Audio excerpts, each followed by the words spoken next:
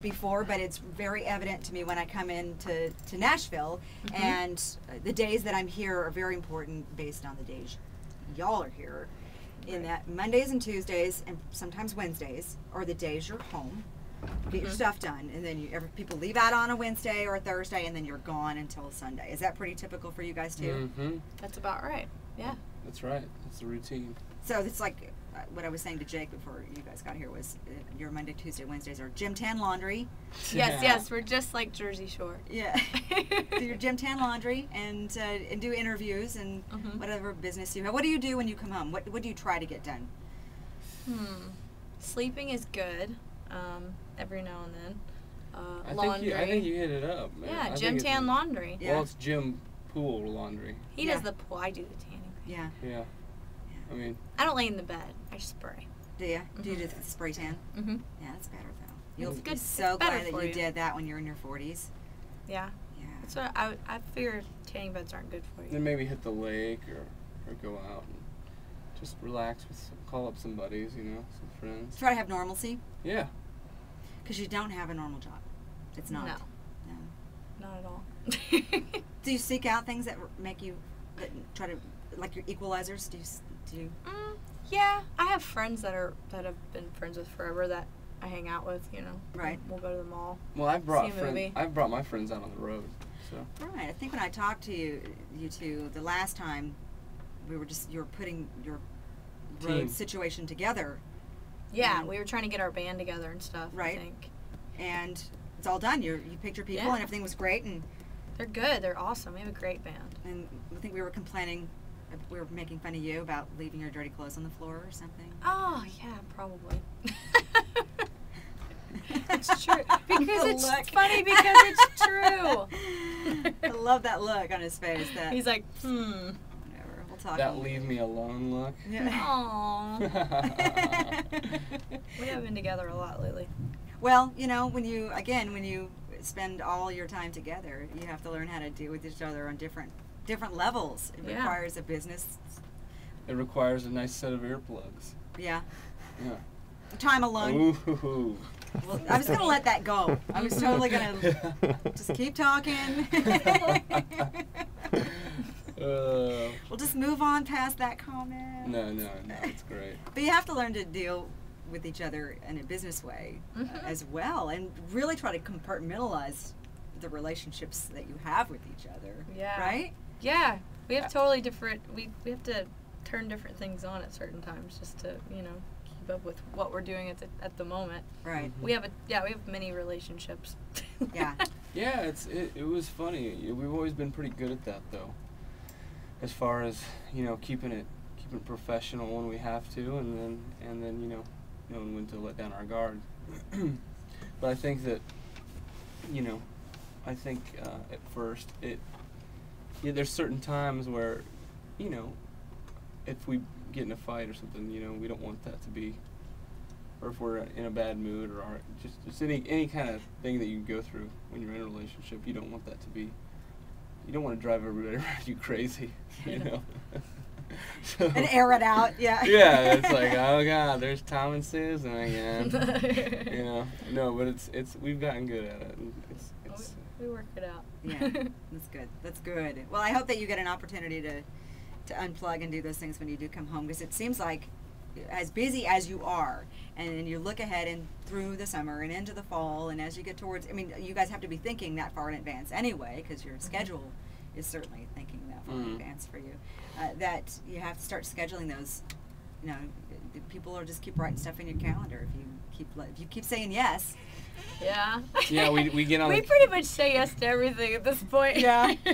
Yeah. Yeah, we say yes, but the things that they sneak in there, we mumble under our breath, like, oh, Whitney's putting something in there, didn't ask us. Yeah. No. Gotta go do an interview over that Leah show today. Yeah. I want to do that. No, we were excited about the Leah show. Yeah. We were like, we finally get to meet you in person. I know, it's nice to do that. I really enjoy that, because again, it's like once a year when I'm like, or Haley's Comet. It's usually when I come in and try to knock off as many as I can while I'm here and leave an impression before I go home. So think back when the rains started. That's why we're here, is for the Nashville Rising show tonight. So I'm asking everyone who stops by to just sort of bring yourself back to when the rain started, where you were, and the things that started rolling through your head when the rain did not stop falling, and then what happened. We were actually on our way back from a show that we did in Indianapolis. A whole bunch of you were in Indianapolis at the same time, weren't you? I think it was a big show. I think, was Jake on that show? That's I don't funny. know. I'm not certain. I don't know. But I know that we were driving back from Indianapolis, and we were with Jack Purcell from the record label, Big Machine. And he had gotten an image on his iPhone of the semis that were just floating down the water, and the house is underwater. And we didn't really think we didn't, take it that seriously. Right. We're like, yeah, floating, like what, there's a little flooding, but then when we saw those photos, we were like, oh my gosh, and we heard that like 3 people had gotten trapped and died. Yeah. And I think that's when it all became really real to us. And then when we got into town, we had to take detours just to get to our house. But luckily where we're at, we weren't touched by it, but the area right down the street was, Yeah. We're kind of up on a hill, and the areas around us are kind of valleys. Yeah, we actually got our friend called us the next. Well, actually, I got a text from somebody I didn't know that was like, "Your friend's in trouble. You need to call her," and she had actually been rescued out of her house. I guess she had woken up and the water was like up to her waist. Oh my gosh! And then she couldn't get out of her door, so somebody had to knock down her door to get her out. And then her house is completely. We lived in her house with her for a while. I mean, it's completely gone, and she just lost everything. So her car and her house looked like just a muddy, sticky, buggy mess. Yeah, we went over. It was ruined. Everything was ruined. So we got some pictures off the wall, and we put it in storage for her, and we went over there and just, it was crazy. Try to salvage what you can and calm her down. She got out with her and her dog. Yeah. Her dog woke her up. She was laying in her bed. She sleeps in late because she's she's an artist. Yeah. But anyway, she woke up to her dog barking, and it was like 10 a.m. and she realized that she looked around and the water was up to her bed. And by the time she got up and got enough stuff together, it was up to her chest. And then she got really out. sad. So. That's insane. And the elderly couple behind her didn't make it out of their house. Wow. So it's very real. Yeah. And it really brought it home. I mean, when you have stories like that, or when you walk into a friend's house and a place you stayed, and then see how quickly, I mean, it was so fast. Yeah. It was and then terrible. the waters receded. Yeah, I mean, we went over the next day.